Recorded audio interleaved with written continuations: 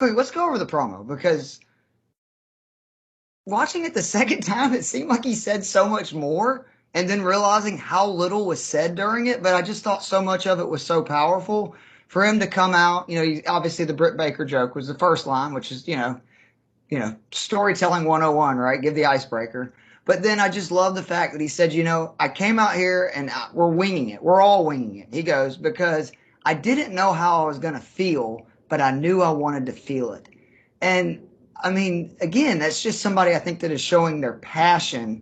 And then he got into the I'm back, which I love the fact that Jordan, that was obviously his, press release, literally saying he's back was 2 words, I'm back. I love the AEW release that. And then, but it was not until he took off that shirt. And boy, man, when he got sitting, on the ring, Indian style, just like we thought about, at the top of the ramp, like he's done so many times before during that famous promo, like it gave me goosebumps. But I like that he said, we're not going to get into this all now, but we will get into it because I got plenty of time. I'll be here Wednesdays. I'll be Fridays. It sounds like all the pay-per-views. They have 4 major ones a year. And it's going to come. But he took that dig, right, to WWE saying that he didn't know why he cried leaving Ring of Honor in 2005 until right now, when it's like, because I was leaving professional wrestling. I think the words he didn't say was for entertainment, right? Yeah, And for now I'm sure. back in a professional wrestling, business And company. I mean, I also love sort of his response. Like, I don't know, I've been watching a lot of his social medias. Lars Fredrickson, I'm a big Rancid fan. Like, I'm one of the reasons why I was a big punk fan was that I was a punk rock kid and, sort of became a hipster, but there's a small punk rock part of me. The other thing that I actually wanted to give a shout out to the group was that initially I was like, oh, god damn it, Brock Lesnar guy, like Frank the Clown. And Gil Martin was like, yo, like Frank the Clown actually is like an independent, like works on the indies, and like Guy Frank manages was there. So I've kind of come around on Frank the Clown. Um the I was glad, it was just like watching the joy for Punk. And I think some of his speech was I had 2 thoughts on it that you brought up. The first one is he very subtly was saying, I'm not a part timer. I'm not going to be here some of the time. I'm here to really lift up AEW, which I thought was important. I think that also one of my pet peeves with AEW guys, we've seen it with Malachi Black, we've seen it with uh, Moxley, is that they won't shut the fuck up about Vince and the WWE.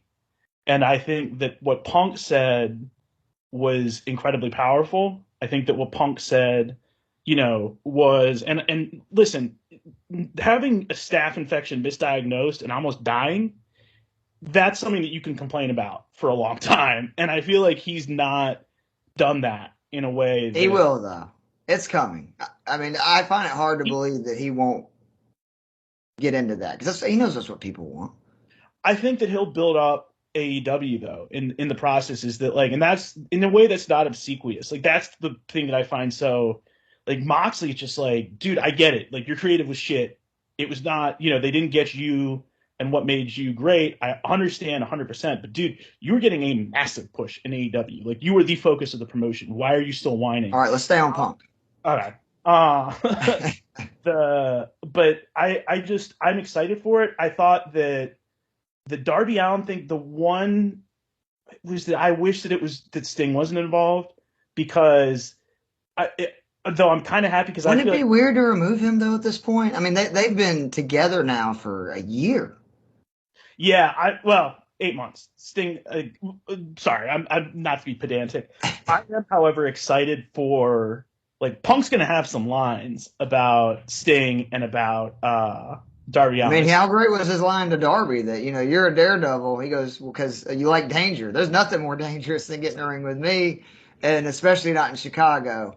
The last thing on Punk, the ice cream bar thing at the end, which to me, was just like such a mic drop and just such a, he seemed to always understand wrestling fans. That was to me the real message from the pipe bomb, and then what he said the months after, the fact that he came out there with the belts with Daniel Bryan and Zack Ryder, like it felt like he truly understood what the diehard, and again, I don't want to typecast wrestling fans, but the more internet, whatever you want to call it, diehard people that really love this stuff.